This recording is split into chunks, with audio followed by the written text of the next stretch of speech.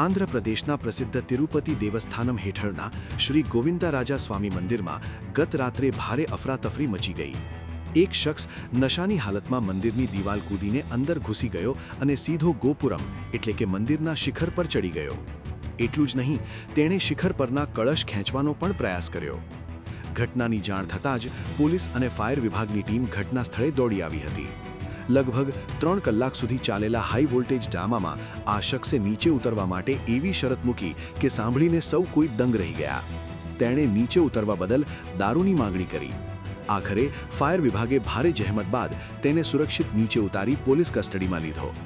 પકડાયેલ વ્યક્તિ તેલંગાણાનો હોવાનું સામે આવ્યું છે.